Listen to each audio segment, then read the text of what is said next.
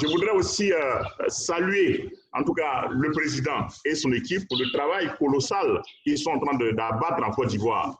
J'ai eu le privilège de le rencontrer pour la première fois ici au Temple de l'entrepreneuriat, et vous défendez une cause noble.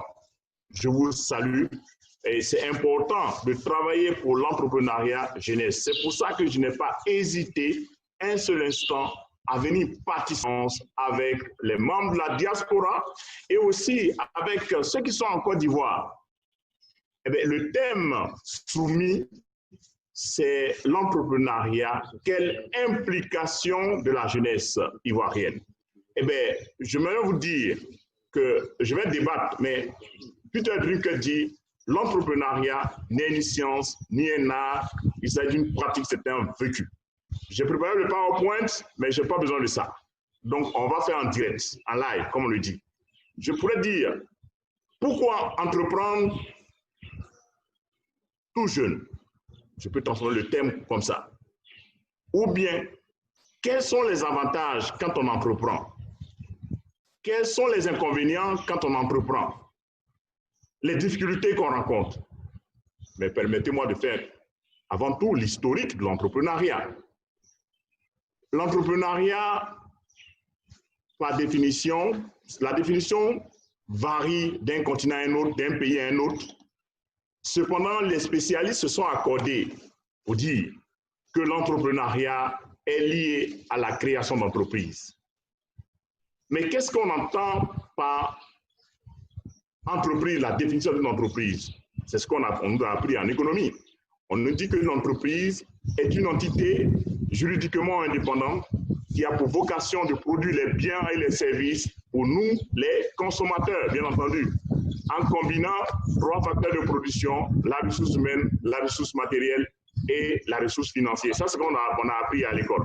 Mais sur le terrain, ce que moi j'ai appris, c'est qu'il y a une autre ressource qu'on n'a pas ajoutée, qu'on n'a pas appris à l'école, que j'ai appris sur le terrain, c'est la ressource informationnelle. Notez bien ça. Parce que si tout à l'heure on vous dit qu'on va venir vous attaquer demain matin, vous allez prendre vos dispositions. Et l'information, c'est le quatrième pouvoir. Donc quand vous avez l'information, vous allez très vite. Donc c'est très important de mentionner. Et auparavant, il y a 15 ans, 20 ans en arrière, quand vous posez la question, un entrepreneur, c'est qui? Pour le commun des mortels, on vous répond, un entrepreneur, c'est une personne qui intervient dans le bâtiment. Oui, je m'en vais vous dire, cette définition provient du XVIe siècle, au Moyen-Âge. Au Moyen-Âge, on dit c'est une personne qui prend de l'argent avec autrui et puis qui intervient dans le bâtiment. Cette définition provient du Moyen-Âge. Et il y a une évolution au XVIIe siècle. On dit que c'est une personne mue par une certaine volonté de faire affaire en vue d'en tirer des profits. Ça a évolué. Au XVIIIe siècle, avec la révolution industrielle, on va dire que cette fois-ci, c'est une personne qui va emprunter de l'argent auprès des banques pour aller faire des affaires en vue d'en tirer un profit. On est au XVIIIe siècle. Donc, on arrive dans les années 1970-1980 où on parle du miracle économique ivoirien. Papa Houphouët, qu'est-ce qu'il a? Il a compris. Après l'indépendance, Papa Houphouët a pris des cadres qu'il a envoyés aux États-Unis. Moi-même, j'ai un de mes grands frères, père à son âme, ingénieur agronome, il est décédé. On les a envoyés aux États-Unis, au Canada, en France, et ils revenaient.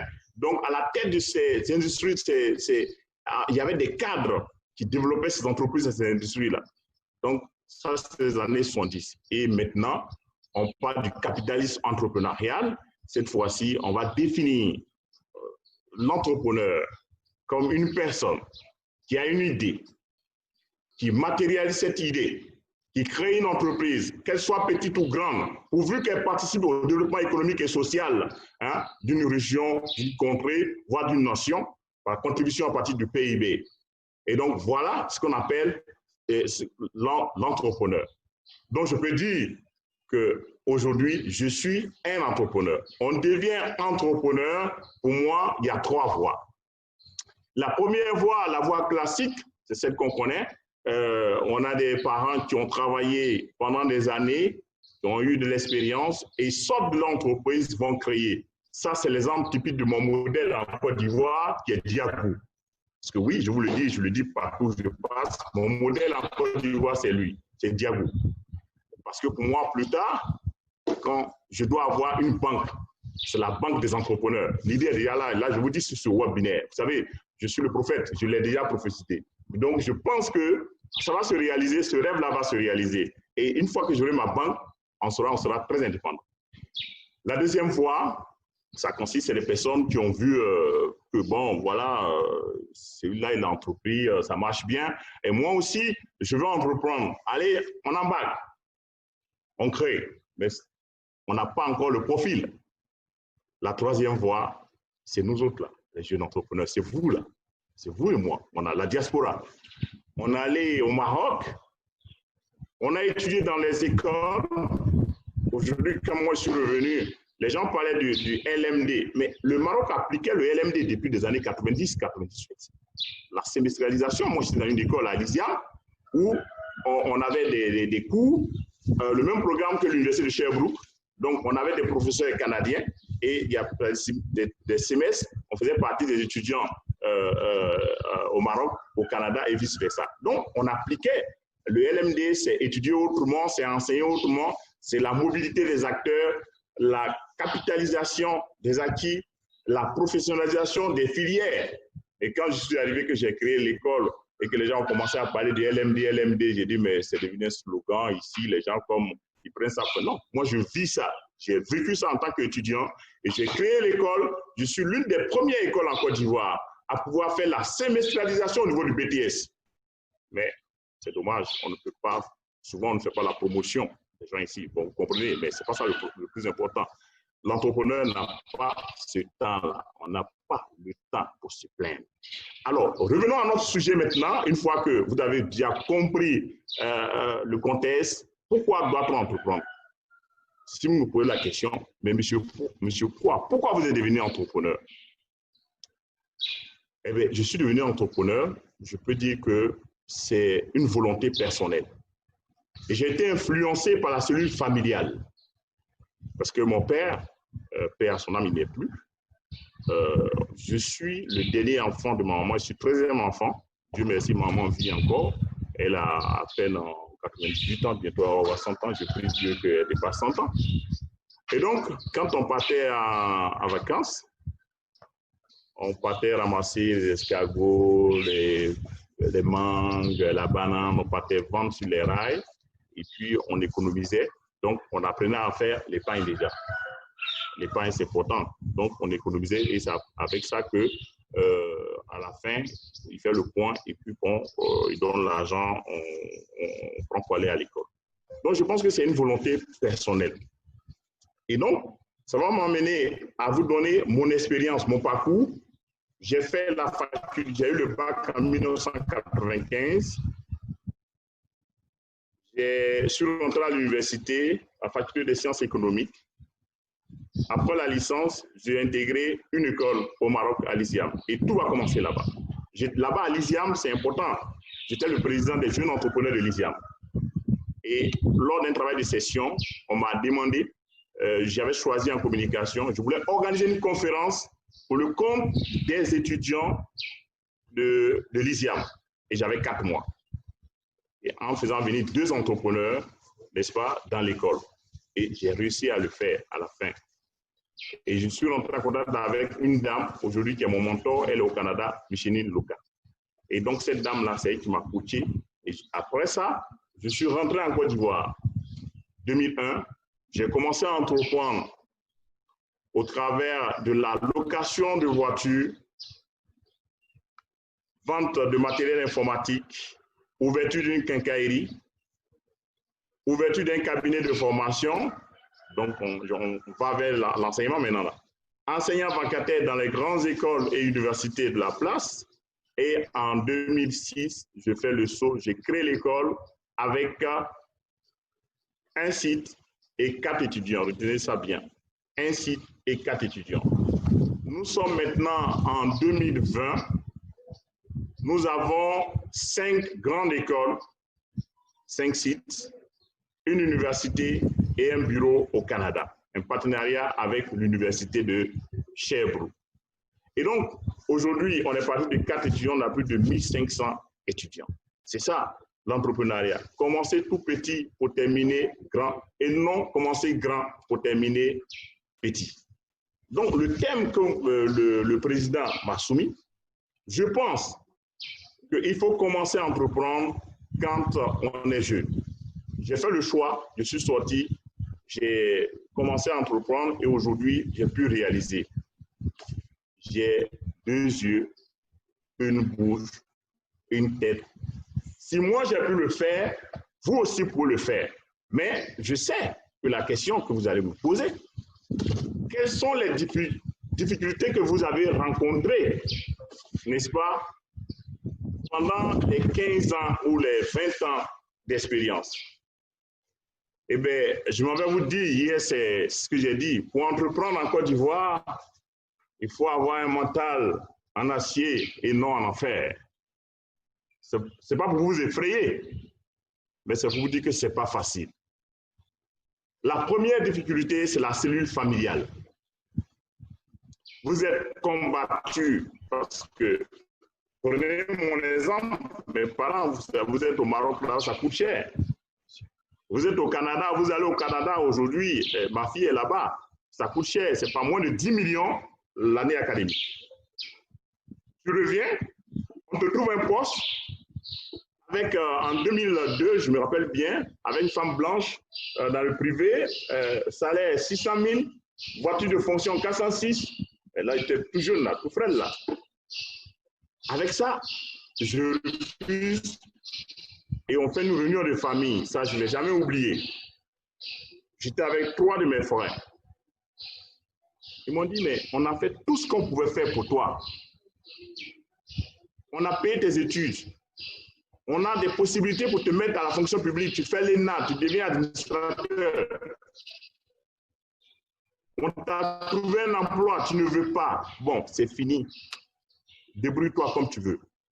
Et ils se sont levés ce jour-là. J'étais assis. Et il y a un qui a tapé sur mon épaule. Il n'est plus là. Il dit, moi, je te soutiens. C'est pour vous dire que les difficultés commencent dans la cellule familiale. Mais il y a toujours des gens qui sont là pour vous épauler. Et je pourrais dire merci à ma maman. Parce que c'est vrai, mes frères, ils ont compris après. Mais je préfère dire merci à ma maman. Et merci à mon frère défunt, Joseph Kwa, qui n'est plus avec nous. Et celui-là, il est resté avec moi. Il m'a dit, moi, je te soutiens. Et les difficultés vont commencer. Je n'ai plus de soutien familial. C'est comme si quelqu'un qui est jeté, il faut se débattre. L'autre difficulté, c'est l'environnement socio-économique. Je suis rentré en Côte d'Ivoire en 2001. Vous savez ce qui s'est passé en Côte d'Ivoire en 2001. En 1999, le coup d'État, moi j'étais au Maroc. Et je suis rentré, vous avez vu comment le pays, on a évolué 2001, 2002. Vous vous souvenez, c'est la rébellion. 2010, la crise post-électorale. Donc, on a vécu, on a évolué dans un environnement hostile, mais ça ne nous a pas empêchés. C'est pour vous dire que la paix est capitale. Prions pour que nous ayons la paix. Parce que nos aînés, au temps de Papa Oufoué, il y a eu la stabilité. C'est pour ça que nous devons tous prier pour qu'il y ait toujours la paix dans notre pays. Sans la paix, on ne peut pas entreprendre. L'autre difficulté, dont vous voyez, je ne vais pas rentrer dans la politique, je vais réserver ça pour les conseils à la fin, mais j'ai un slogan. Retenez bien, les affaires ne riment pas avec la politique. Cependant, il faut respecter les hommes politiques. À la fin, je vais vous donner ces conseils, vous allez comprendre. Mon modèle, c'est Diagou. Si vous le regardez, vous voyez comment il se comporte. C'est comme ça que je me comporte. Et votre président, je lui dis toujours, je donne des conseils dans ce sens. Fais ce que tu as à faire et laisse les politiciens faire leur travail. Laissez les entrepreneurs développer le pays. Nous sommes des entrepreneurs. Nous devons respecter les autorités. Il faut que ça soit clair pour tout le monde. L'autre problème dans mon secteur d'activité, je peux dire que c'est l'instabilité notoire de notre département ministériel. En 10 ans, on a eu les 5 ministres. Ça aussi, chaque ministre arrive avec sa vision et ses idées. Mais ça ne nous a pas empêché de passer de 4 étudiants à plus de 1500 étudiants.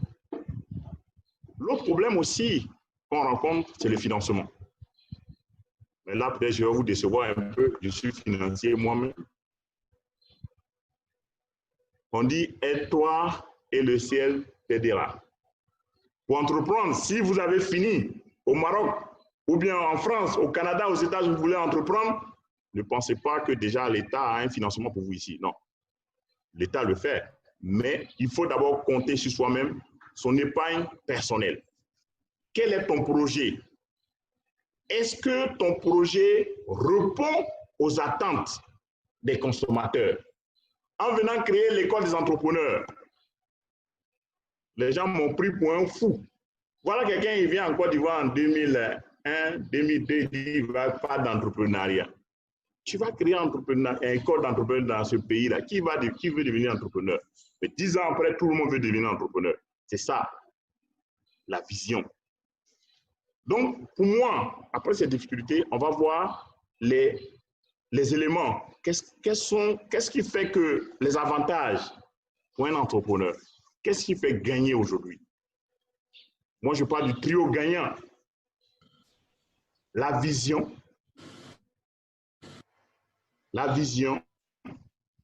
l'ambition et l'équipe. Je reprends. La vision, l'ambition et l'équipe. Et votre projet doit être SMART. SMART, ça veut dire quoi? Significatif, mesurable, ambitieux, réalisable à temps. Donc, en créant l'école des entrepreneurs, c'est une grande vision, c'est un rêve. Je me suis dit, notre pays, la Côte d'Ivoire, on a tout, on a un beau pays, on a un pays exceptionnel. L'agriculture, c'est un secteur pourvoyeur d'emploi. Il va falloir développer.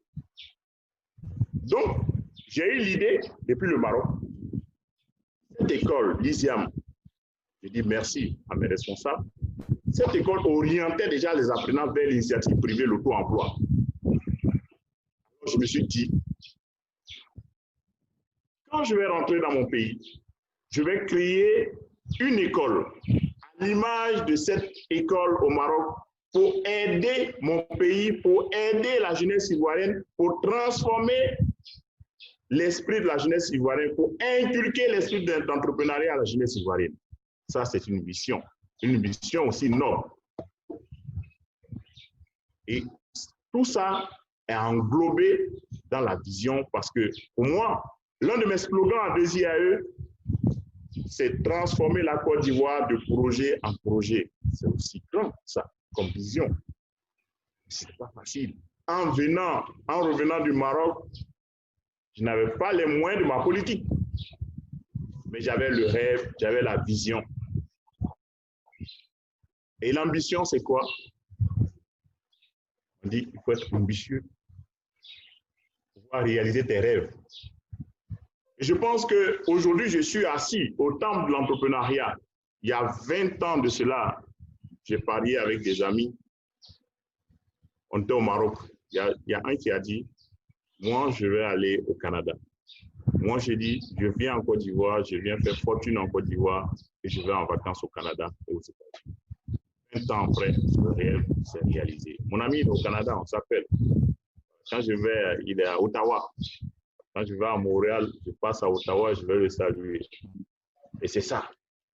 Donc, ayez une vision, soyez ambitieux et ayez une équipe. J'en arrive à l'équipe. Senghor a dit quoi? Senghor a dit, l'art de la réussite, c'est de savoir s'entourer des bonnes personnes. Avoir une équipe. À moi seul, je ne peux pas être vigile. Je ne peux pas être directeur financier.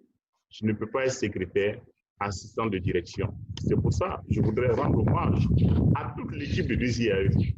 Parce qu'aujourd'hui, si on est arrivé à ce résultat, c'est grâce à une équipe dynamique. Hier, on était ici, c'était 21h. On est parti d'ici à 21h. Ce matin encore, c'est la fête, mais ils sont là. L'équipe est encore là, autour de moi.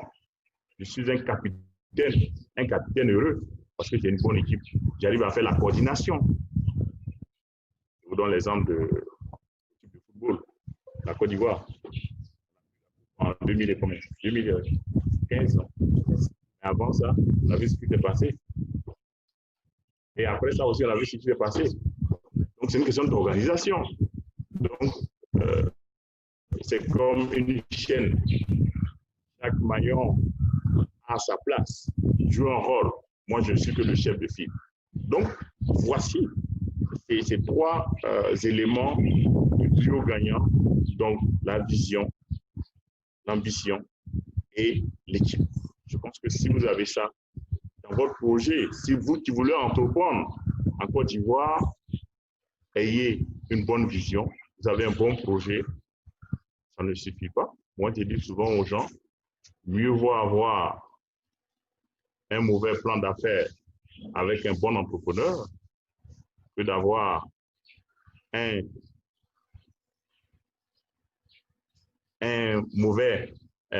bon plan d'affaires avec un mauvais entrepreneur. Ça veut dire quoi ici? C'est la dimension humaine, c'est l'homme.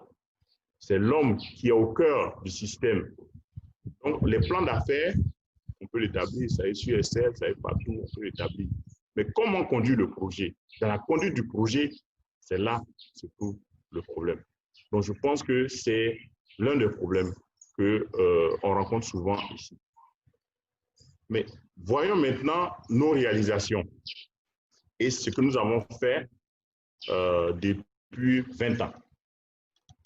20 ans, parce qu'on va me poser la question, oui, il a fait quoi? Moi, j'enseigne l'entrepreneuriat. Mais je pense que c'est important de montrer des choses pratiques. Je ne sais pas si le service technique a pu monter ces images. Vous n'êtes pas prêts? Bon, c'est la technologie, hein, mais je suis au temps de l'entrepreneuriat et j'aime souvent dire, quand j'enseigne, mes étudiants, avant, au début, c'était théorique. On dit, mais qu'est-ce qu'il a fait? Aujourd'hui, il ne faut pas me poser cette question. Parce que j'ai commencé l'école avec, à la Palmeraie, une seule école. On se moquait de moi. 4 étudiants, on dit, oh, voilà, lui, il est venu prendre une villa, il dit, fait école. Voilà, un brouteur comme ça, un VI comme ça, il va venir prendre l'argent des parents, il ne va rien faire. Un jeune comme ça, qu'est-ce qu'il peut faire? Et après, on a pris un autre bâtiment à la Palmeraie et les gens ont commencé à voir. On dit, mais ah oui, ça devient intéressant. Et il grandit, son école a grandi. Hein. Et après, on a pris, avec la bonne gestion, la gestion axée sur les résultats, on a pu ouvrir en 2012 à Yopougon. On a pu ouvrir à Yopougon. Et puis, bon, je ne sais pas, moi, je ne vois pas. Hein. Moi, je parle, vous regardez les images, je ne vois pas, mais... Donc, Yopougon. Et après Yopougon, en 2015, on a ouvert, on a commencé la construction de l'université de l'entrepreneuriat. Là où nous sommes en ce moment, le temple de l'entrepreneuriat. Ici, c'est un rêve. C'est paradis sur terre. Je vous invite, quand vous allez quitter au Maroc, venez ici. Je vous attends ici. Il y a le choukouya, il y a un peu ici, il y a tout. On mange bien ici. Et surtout, c'est du bio, hein? C'est du bio, on mange du bio ici, là, voilà. Venez, il y a du poulet, il y a des lapins. Là, tout à l'heure, bon, je vais vous faire exagérer un peu, là. On va pêcher un peu le poisson et puis nous allons manger. Donc, vous voyez déjà les images. Ça, c'est la construction, le dortoir. Voilà, les bassins sont là. Mais si la technique est avec nous. Parce que bon, moi, je ne suis pas trop techno, hein. Moi, je suis entrepreneur. Donc là, le bassin, vous voulez du poisson? On va en pêcher tout à l'heure. Bon, ça sont les supports pédagogiques. Qu'est-ce qu'on fait? C'est enseigner le pas du système LMD, c'est ça. Étudier autrement et enseigner autrement. Un étudiant qui fait la production animale, qui est venu, qui a appris comment on fait, on élève les poissons et tout ça, quand il a fini ça, il va dans n'importe quelle entreprise, il va s'en sortir. Donc, la même chose que ce soit dans, on avance sur d'autres images, la même chose au niveau de l'élevage. Si il a appris à faire l'élevage, même les pépinières, etc., il n'y a pas de raison qu'il ne réussisse pas. Donc, je pense que vous entendez déjà les bœufs. Hein? Donc, vous entendez les bœufs. Donc, je pense que ça aussi, hein, voilà, donc ça aussi, c'est important. Il y a aussi des pépinières de cacao, de palmiers à huile et tout ça, et c'est fait pour les gens de la production animale.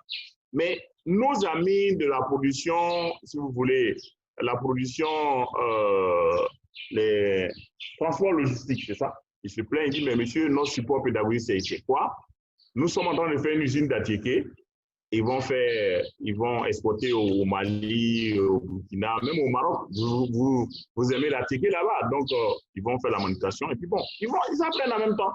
Donc tout ça, c'est ça l'entrepreneuriat. Vous voyez, mesdames et messieurs, c'est pas théorique. Tout ce qu'on dit là, si mon technicien peut vous montrer, même le chant, ce que j'adore, je suis fils de paysan et chaque fois il fait parler avec eux. Et il n'aime pas cette nouvelle génération, il n'aime pas aller au champ. Le monsieur là, il ne sait même pas où se trouve. Quand il voit un serpent, il fuit. Hein? Moi, quand je vois un serpent, c'est la nature, parce qu'on a vécu au campement. Voilà, donc on n'a pas peur des serpents. Mais le monsieur, lui, mon technicien, là, il va fuir quand il va voir le serpent. Et donc, tout ça, je pense que ce sont les acquis, les réalisations. Vous voyez, ça, c'est fait en Côte d'Ivoire, c'est fait par votre frère que je suis. Et je précise, c'est sans hypothèque. Je suis financier. La logique financière voudrait qu'on utilise les ressources à plus d'un an pour financer les emplois à plus d'un an. Mais j'ai fait l'inverse.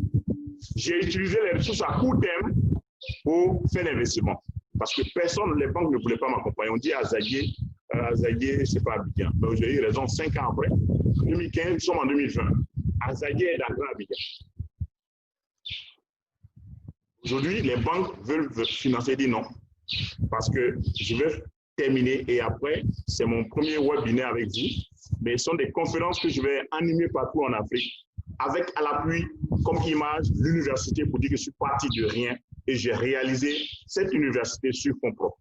Ça, c'est le défi que je veux relever. Les banques, il y a des banques qui sont venues dire non, je ne veux pas prendre compte. Donc, je pense que c'est tout là. L'autre évidence, c'est le projet de Tu vas en cabine avec en Côte d'Ivoire. Vous savez, nos frères et sœurs, à un moment donné, ont pensé, et je dis ont pensé, que l'Eldorado, c'est de l'autre côté. Mais je dis aujourd'hui, l'Eldorado, c'est la Côte d'Ivoire.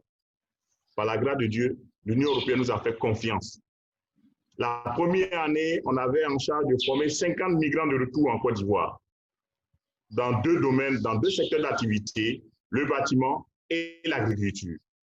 On a réussi à les former. On a formé des maçons, des carreleurs, ils étaient 20. Aujourd'hui, ils sont des travailleurs autonomes, indépendants. Ils sont en activité. On a formé aussi 30 personnes dans la production animale et végétale.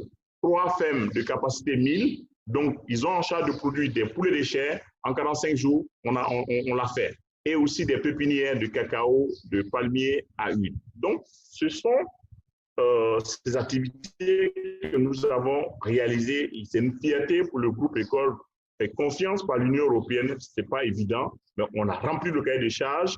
On était 16 partenaires, on est sorti premier comme meilleur partenaire pour avoir fini à temps et bien fait. C'est important, ça c'est la qualité, le management de la qualité. Nous sommes en démarche qualité parce que nous faisons la prestation et ce que nous devons respecter les normes. Donc voilà ce que je peux vous dire sur nos acquis. Je viens maintenant par les conseils. Je voudrais une fois encore pour tous ceux qui veulent entreprendre. Non, j'attends d'abord. J'attends après le témoignage. Tous ceux qui veulent entreprendre, vous êtes au Maroc, en France, aux États-Unis, Canada. Je vous encourage à entreprendre. Oui, quand vous entreprenez, vous avez la chance, n'est-ce pas, de réaliser votre rêve. Je compare toujours l'entrepreneur et le fonctionnaire. Quand je fais mes cours d'économie, de finance, l'entrepreneur, tu commences tout petit, peut-être moins, tu n'as rien. Le fonctionnaire, il rentre, il a un salaire. Comme le cycle de vie d'un produit. Il y a le lancement, la croissance, la maturité et le déclin. Effectivement, c'est la même chose. Vous avez un salaire, vous travaillez bien, votre patron va augmenter le salaire, on va vous augmenter le salaire avec des avantages. À un moment donné, c'est fixe. Et puis, bon, quand vous allez à la retraite, vous vivez de votre pension. C'est ça, non? Mais l'entrepreneur, c'est quoi? Il va commencer difficilement, moins 1, moins 1000 même. Mais quand il va avoir des grands marchés, il va réaliser, eh bien, ça ne fait que grimper. Je prends l'exemple. Aujourd'hui, j'ai 1500 étudiants. Quand j'aurai 3000, 5000 étudiants, eh bien, ça augmente là. On demande à Bill Gates quelle est votre fortune. Il dit non, il ne sait pas. À tout moment, ça augmente là. Donc, c'est ça. C'est des avantages. Vous avez la liberté d'aller et venir. Vous êtes autonome. Aujourd'hui, je vais aller au village. Je ne vais pas aller au Canada, mais tout est fermé là, avec le corona. Voilà. Ou bien on dit la corona maintenant. Bon, on dit les deux. Bon. Je salue la mémoire de toutes les personnes qui sont décédées de cette sale maladie. Et je suis convaincu que nous allons trouver la solution. C'est ça aussi, c'est un défi mondial. Il faut trouver la solution. Et les entrepreneurs, on est là pour la solution. Et l'Afrique a déjà la solution. Nous avons la solution. Et je pense, si vous voulez entreprendre, c'est le moment favorable. Vous pouvez venir, c'est mon pays, j'ai un seul pays, je ne peux pas dénigrer mon pays. C'est le moment d'entreprendre. Il ne faut pas rester là-bas, il faut venir. L'Afrique, tout a refait ici. Bon, il y a beaucoup d'opportunités. Moi, je vais au Canada. C'est pour l'impression. Quand tu as gardé ta voiture, on dit c'est un gars ici de 10h à 12h. Quand tu reviens à 12h15, on a remorqué ta voiture, c'est parti. On vit sous pression. Or, ici, on n'a plus ici. Donc, pour venir, je pense que c'est l'environnement, mais le gouvernement est en train de prendre des mesures pour organiser. Donc, je pense que je vous encourage à venir. C'est notre pays. C'est nous qui allons développer notre pays. Ce n'est pas d'autres personnes qui vont développer notre pays. C'est nous les nationaux, avec les étrangers. Ensemble, nous allons développer ce beau pays. Donc, je pense qu'il faut venir. On vous attend. Quand vous allez venir, le président est là. Ma porte est toujours ouverte. Je suis prêt à vous donner, à vous coacher comme mentor, pour donner des conseils. On arrive au conseil maintenant. Je voudrais vous dire que la politique, les affaires ne riment pas avec la politique. Et cependant, il faut respecter les hommes politiques, il faut respecter les autorités établies. Aujourd'hui, je suis surpris, je suis même choqué de voir sur les réseaux sociaux nos jeunes frères injurer les anciens présidents, les anciens ministres, le président même de la République, les ministres de la République. Non, non, non et non, on n'a pas ce droit. Qu'est-ce qu'on fait du droit d'aînesse? Il faut respecter les autorités. Si vous voulez entreprendre, c'est l'erreur qu'il ne faut pas commettre. Parce que ça va vous rattraper tôt ou tard dans tout ce que vous êtes en train de faire. On va vous checker, on va aller sur votre page pour aller voir ce que vous avez fait et ça va vous créer des problèmes. Il faut faire très attention. Savoir s'associer, c'est un autre conseil que je vais donner. Aujourd'hui, quand on faisait le cours de finance, mon professeur d'économie et de gestion financière disait que il faut qu'on ait des fournisseurs fiables. Je n'avais pas compris. Mais aujourd'hui, sur le terrain, j'ai compris que si vous avez des fournisseurs qui ne sont pas fiables, qu'est-ce qui va se passer? Vous n'allez pas honorer vos engagements. Imaginez vous traiter avec un fournisseur et que ce fournisseur est trempé dans la drogue. Quelle sera la conséquence pour vous sur votre activité? Le fait de l'avoir appelé tout le temps, automatiquement, on va vous tracer et on va vous créer des problèmes. On peut vous mettre en prison si vous n'avez pas de preuves. C'est pour ça que quand vous allez choisir, n'est-ce pas, un fournisseur, quand vous allez faire vos achats, exigez la facture normalisée. Ça va vous sauver. Si vous voulez grandir, payez vos impôts. Déclarez vos travailleurs à la CNPS. Honorez vos engagements. Le respect des engagements, c'est une valeur. quand on veut parler des qualités ou des valeurs d'un entrepreneur, il faut avoir à la fois des qualités et des compétences. Des compétences au niveau de la gestion, des compétences au niveau de la communication, au niveau marketing, mais il faut aussi avoir une vision. Moi, je nomme ça, en marketing, on parle de 4 P. Le produit, le prix, la place et la promotion. Mais en entrepreneuriat, je parle des 3 P, la passion, la persévérance et la patience. Il faut avoir ces 3 valeurs si vous voulez entreprendre. Le problème ici en Côte d'Ivoire, on est pressé. Comme on dit, chap, chap. On veut avoir l'argent rapidement. Ça ne marche pas en entrepreneuriat, chers amis. Il faut être patient pour savoir attendre son temps. La passion, c'est quoi? La passion, c'est l'amour du travail, le travail bien fait. Et la persévérance, oui, l'endurance, la ténacité, l'audace, le respect des engagements. Tout ça sont des valeurs qu'il faut avoir si vous voulez entreprendre. C'est pour ça que au début, je vous ai dit, pour entreprendre, il faut avoir un moral en acier. Ce n'est pas pour vous effrayer, mais c'est pour vous dire que ce n'est pas évident. On ne devient pas entrepreneur qui veut. C'est un métier. On devient entrepreneur au travers de la pédagogie entrepreneuriale qui est basée sur l'essai-erreur. Comme on le dit, c'est en forgeant qu'on devient forgeron. Je vous encourage, chers frères, chères sœurs, à entreprendre. Parce qu'aujourd'hui, c'est vrai, mes parents au départ m'ont combattu, n'ont pas compris ma mission, n'ont pas vu, n'ont pas compris ma vision.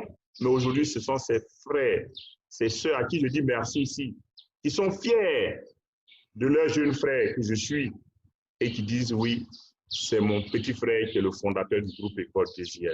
C'est ça, l'entrepreneuriat. La finalité, c'est ça. Le bien-être.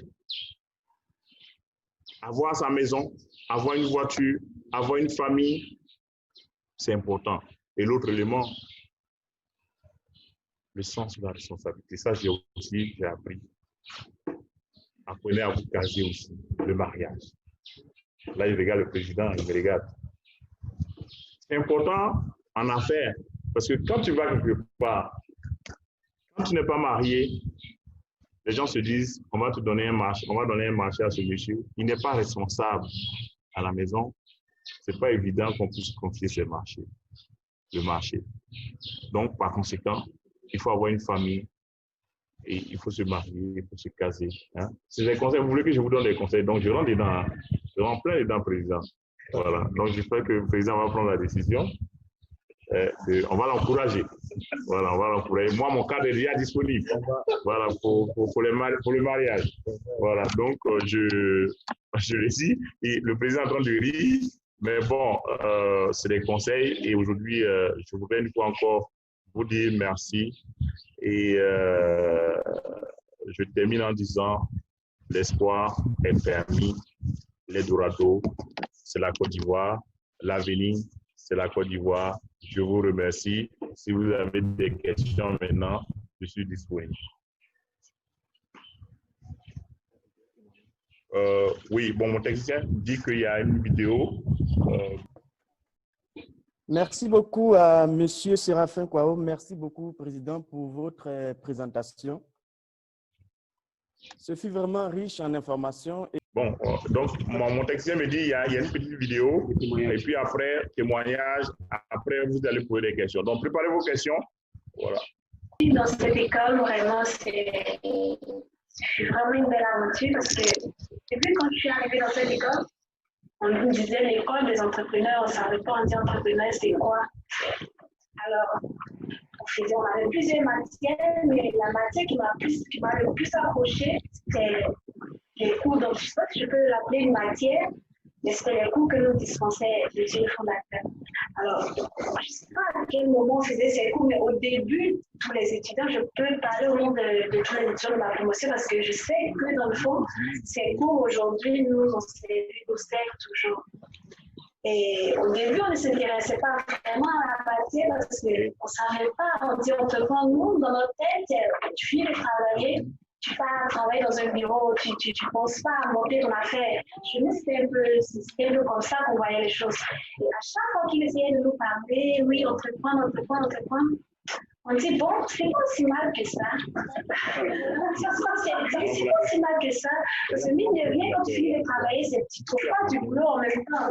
Tu restes là, tu chômes pendant vraiment une longue période et tu es découragé, tu n'as pas d'espérance et tout ça. Mais si tu dois finir les cours et après monter ta propre affaire, du coup, tu ne chômes plus. Alors, ça m'a vraiment servi, ça a servi à beaucoup d'étudiants. Et j'ai vu l'évolution de cette école. J'étais là-bas, j'ai vu comment ça s'est passé, j'ai vu tous les efforts que ce monsieur a fourni. Et quand on était là-bas, on avait la maquette du campus qui était juste à l'entrée. À chaque fois qu'on sortait, on dit, ah ouais, il va vraiment construire ça. Peut-être en 2060, parce qu'on y croyait. C'est vrai, on ne croyait pas du tout. On dit, ah ouais, il va vraiment construire ça. Donc peut-être en 2060, et on sait pas qu'on rigolait, parce que pour nous, c'est pas possible. Mais moi, je vois le bâtiment, mais nous sommes en quelle année là? Nous sommes en 2016. C'est pas 2060. Oui, je dis, nous sommes en 2016. Et regarde déjà ce qu'il a réalisé. Vraiment, je suis vraiment fière de lui, je suis contente.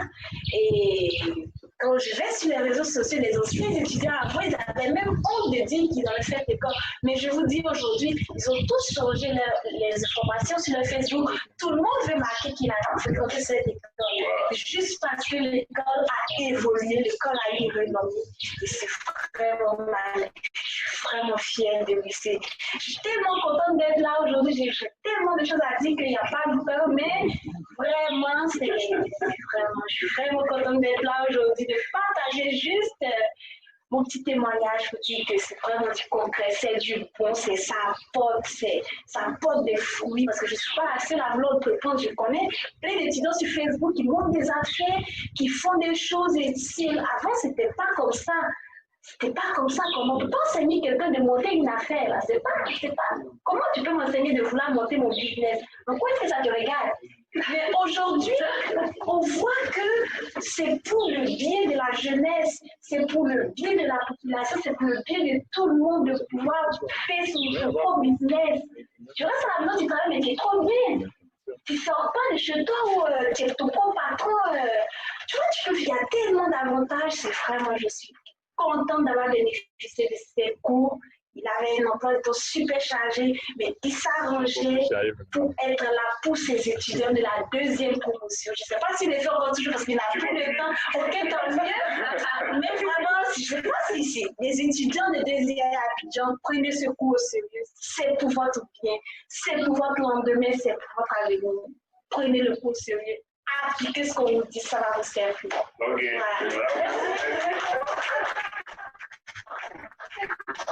Voilà. Donc, tu peux prendre la parole. C'est quoi? Ok, donc ouais, vous avez la parole. Si vous avez des questions maintenant, bon. Moi, j'en ai fini.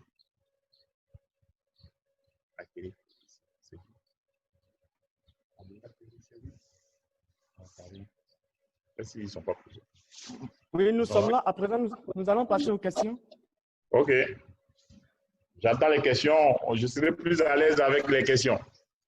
Parfait. Alors, on va procéder comme d'habitude. Pour ceux qui viennent de nous prendre en marche pour la première fois, vous levez la main et on vous passe la parole pour les questions.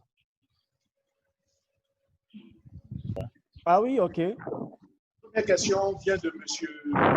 Dion du Maroc, Oui. qui demande comment partir d'une simple idée à une idée d'entreprise. PDG, vous avez la parole. Ok, comment partir d'une simple idée à une idée d'entreprise? Eh bien, l'idée d'abord, c'est quoi? Où est-ce qu'on trouve l'idée pour entreprendre? Quand je donne mes cours, les gens disent pour entreprendre, il faut de l'argent. J'ai dit non, c'est faux. Pour entreprendre, il faut une idée d'affaires. Mais où est-ce qu'on trouve l'idée d'affaires? L'idée d'affaires, c'est dans notre environnement immédiat. L'idée d'affaires, c'est dans les journaux. L'idée d'affaires, c'est lors des voyages. L'idée d'affaires, c'est dans l'idée des autres, ce que l'autre a fait. Donc, je donne un exemple pour mieux comprendre. Quand à Abidjan, on voit il y a des nouveaux quartiers qui se créent. Les Mauritaniens, qu'est-ce qu'ils font? Ils savent qu'il y a un besoin. Le Mauritanien va s'installer là. Il y a 3 ou 4 maisons, mais il est là. Parce qu'il sait qu'au finish, cette zone-là sera peuplée et par conséquent, il va avoir des clients. Donc, il a eu l'idée, il a eu le flair d'aller s'installer. Il a anticipé, il allait s'installer. Et par la suite, il a eu beaucoup de clients. C'est la même chose. DZIAE, je prends l'exemple de DZIAE. En 2001, je rentre en Côte d'Ivoire. En 2006, je crée l'école des entrepreneurs, mais je vous à moi. Si je voulais créer seulement une école pour les entrepreneurs, il y a longtemps, j'ai fermé, j'ai mis la clé sous paillasson. Il y a longtemps, j'ai fermé l'école. Donc, qu'est-ce que j'ai fait? Et c'est là qu'intervient la stratégie maintenant. J'ai créé une école comme toutes les autres écoles, en faisant le marketing, les finances, les ressources humaines, l'agriculture, mais en insérant, n'est-ce pas, l'entrepreneuriat comme module. Et c'est moi-même qui animais le module. Et donc, c'est une façon pour moi d'attirer des clients. Donc, j'ai l'idée et on va matérialiser l'idée en projet, en création d'entreprise. Ce qu'on dit, on va faire le saut.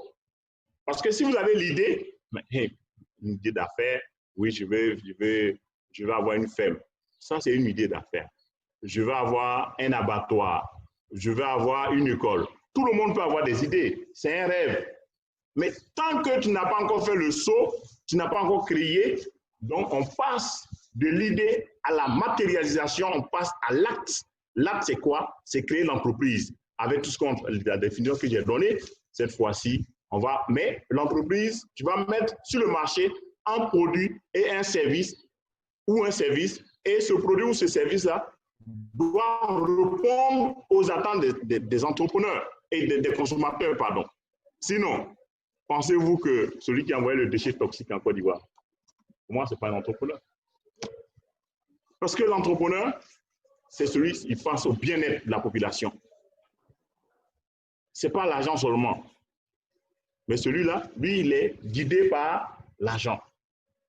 Alors que l'entrepreneur, il a un souci.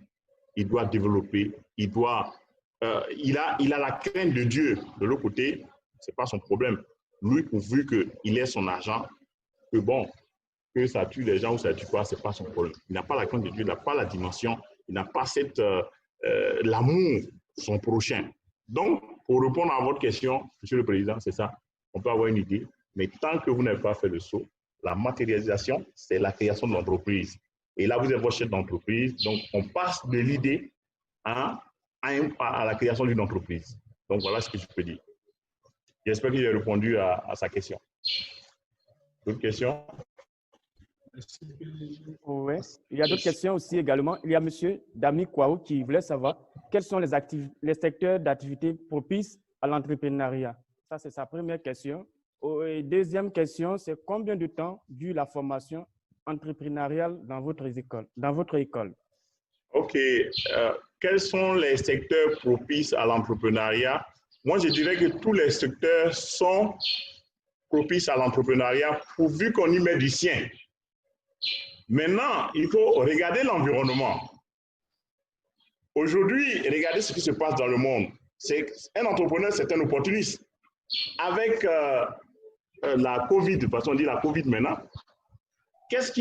on est en train de développer d'autres activités, telles que la fabrication des cache-nez. Rapidement, les opportunistes sont positionnés pour fabriquer des cache-nez. Donc, il faut être un entrepreneur pour pouvoir comprendre cela.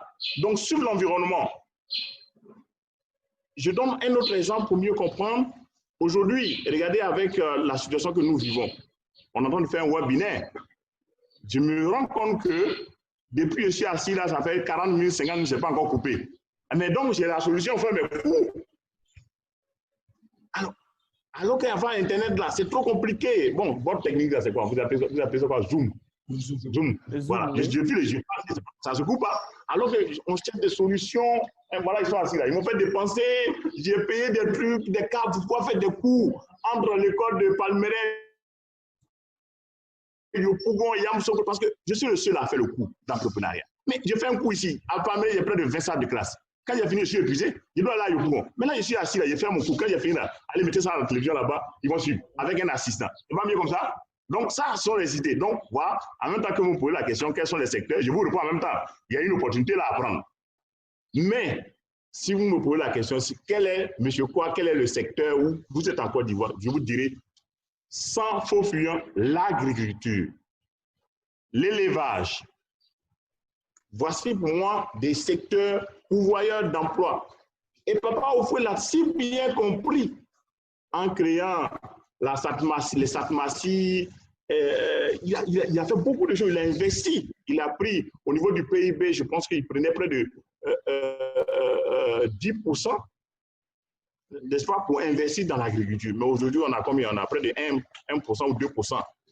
Donc, je pense que c'est un secteur qu'il ne faut pas négliger si vous voulez investir. Maintenant, on ne vient pas, ce n'est pas une agriculture de cueillette, n'est-ce pas? C'est une agriculture modernisée, mais pas totalement modernisée, mécanisée, pardon, je vais dire. Parce que si on le fait, question de main-d'œuvre. Hein? Si on mécanise tout, on risque de tout perdre. Mais on vient cette fois-ci avec la technologie dans l'agriculture. Et il y a beaucoup de jeunes Ivoiriens ici qui sont des inventeurs, qui ont fait beaucoup, mais souvent, il faut les soutenir. Donc, je pense, premièrement, l'agriculture. Deuxièmement, le bâtiment. Troisièmement, l'éthique. Il y a trop d'opportunités dans notre pays. Je vous assure, il suffit. Il faut ouvrir les yeux. Si j'ai dit tout à l'heure, il y a de l'or ici, on va me demander ça est où? Ça, c'est l'entrepreneur qui parle. Il faut porter il faut avoir un sixième sens pour comprendre ce qu'il dit. Il y a de l'or dans notre pays. Donc, je pense que tous les secteurs, mais tous les secteurs sont porteurs, mais pourvu qu'on y mette du sien. Quand je dis on y met du sien, c'est-à-dire qu'il faut avoir un projet bien, tu prépares, tu sais ce que tu fais, tu as bien préparé, bien nourri, pris le temps d'asseoir ta stratégie, avoir une équipe, comme je dis, le trio gagnant, la vision, l'ambition et l'équipe. Parce que toi seul, tu ne peux pas. Donc, une fois que vous êtes prêt, si vous arrivez, vous engagez sur le terrain. Donc, combien de temps dure notre formation? Eh bien, les formations ici, on a avancé maintenant à 3 mois. Nous, on peut se former. On l'a fait avec l'Union européenne. Avec le projet avec l'Union européenne, c'est-à-dire les migrants de retour, ça, c'est un projet vraiment important pour moi-même parce que c'est un défi que je devais relever. Quand je créais l'université, l'école, je me suis dit, les gens se disent, mais lui, là, il veut former des entrepreneurs. Où il va trouver le financement? Je n'ai pas d'argent. Je suis allé voir des microfinances pour m'aider, n'est-ce pas, à la fin, à pouvoir installer mes étudiants. On fait les plans d'affaires, comme vous savez le faire à l'école, l'étude de faisabilité, marketing, administratif, technique et financière. On a tout monté. Et puis, bon, l'installation. Il n'a pas le financement. Donc, je voulais que je fasse un déposit et la microfinance m'accompagne pour financer mes étudiants. Je n'ai pas eu d'accord des microfinances. Et puis bon, bingo, l'Union européenne est venue avec le projet et aujourd'hui, le rêve là est en train de se réaliser. On les a formés et ils ont des kits d'installation, ils ont leur FM. La première promotion, on vient de finir. On aura le temps la prochaine fois pour montrer des images. On est en train d'installer des serres pour la production des tomates et des piments. Et ça, c'est pratique. Et on vient de créer nos sociétés encore, vous parlez d'opportunités, une société qu'on appelle Accor Ivoire. Accor Ivoire va se charger de faire la distribution de la production de mes jeunes frères, les migrants de retour, parce que ça ne sert à rien de produire si on n'arrive pas à vendre. Ça sert à quoi de produire si on ne peut pas commercialiser? Donc, si vous voulez entreprendre, c'est ça. Il faut maîtriser tous les secteurs, hein, la production, la distribution, etc. C'est important. Donc, voilà ce que je peux dire. En 3 mois, on peut le faire. D'autres questions? Oui, nous avons aussi d'autres questions. Une question de M. Stéphane Nekobina qui voulait savoir quel conseil pouvez-vous donner aux jeunes entrepreneurs pour financer leurs activités? Bon, ça, on me pose toujours la même question. J'ai dit aux gens que Là, je ne suis pas, pour le moment, je n'ai pas encore la banque des entrepreneurs. Je n'ai pas encore ma banque. Quand j'aurai ma banque des entrepreneurs, je pourrai quand même les accompagner parce que pour moi, c'est une passion en tant qu'entrepreneur et de voir les autres réussir. C'est ça. Tous les entrepreneurs sont unanimes et on est même chose. Nous, si moi j'ai réussi, je veux que l'autre réussisse. Pourquoi? Pour le bonheur de la Côte d'Ivoire, pour le bonheur du peuple. Je ne veux pas voir les autres souffrir. Donc, le conseil que je peux donner, il faut d'abord compter sur ton épargne personnelle. Il y a une expression de mon père. Je suis à Caen. Permettez-moi de dire en agni, et puis je vais traduire ça en français. En agni, on dit « Edi Osiebi ». C'est mon père qui m'a enseigné cela. Il dit, mon père dit, si tu as 10 francs, mets 5 francs de côté. C'est ce qu'on appelle l'épargne en finance. Épargne égale à quoi? Revenu moins consommation. C'était bis parabus, tout chose égale à par ailleurs. Si, comment on appelle ça? C'est l'investissement qui va booster, c'est l'épargne qui va booster l'investissement, autant pour moi. Donc, vous comprenez?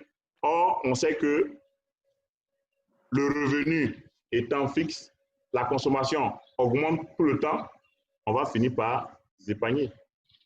Donc, par conséquent, le conseil que je peux donner aux gens, il faut d'abord commencer par l'épargne. Et il faut être professionnel. Il faut honorer tes engagements. Il faut être humble. L'humilité précède la gloire, l'orgueil précède la chute. Donc, c'est extrêmement important. Voici ces conseils que je peux donner aux gens, des jeunes qui veulent entreprendre. Et il faut faire attention, respecter le droit d'aînesse. Moi, je vous donne toujours mon exemple. Je suis fondateur. Une fois, on allait à une réunion où je vois mes aînés, ils sont arrivés. Il n'y a plus de place.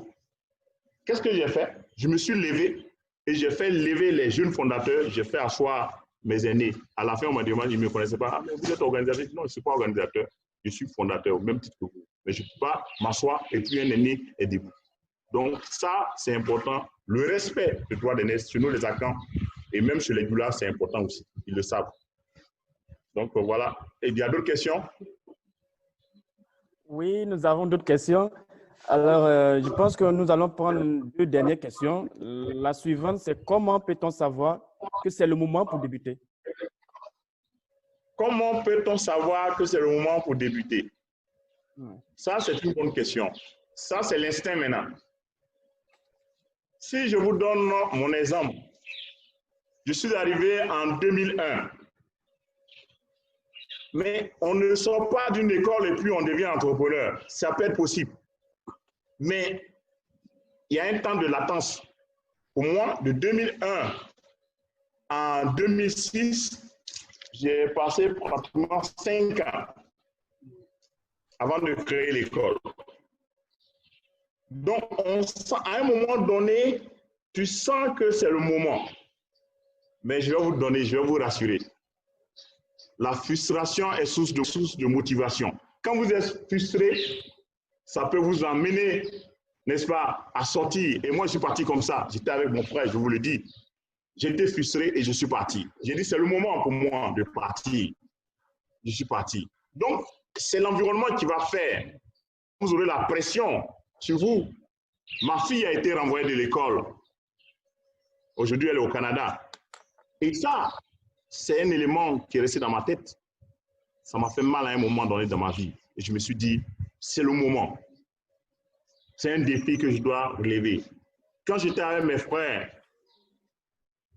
quand ils m'ont trouvé de l'emploi que je ne suis pas allé faire, je ne suis pas allé voir cette dame.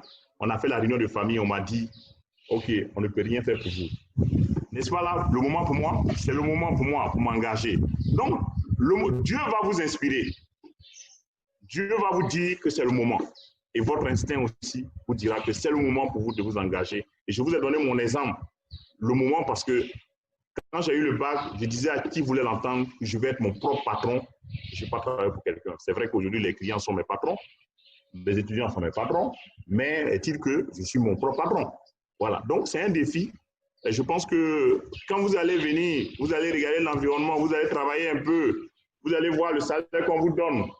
Même si on vous donne 1 million, vous allez comprendre que vous ne pouvez pas épargner 100 000 ou 200 000 francs par mois et vous commencez une petite activité, faire la distribution et que vous voyez que vous gagnez 1 million dans le mois, vous allez dire que c'est le moment pour moi de partir.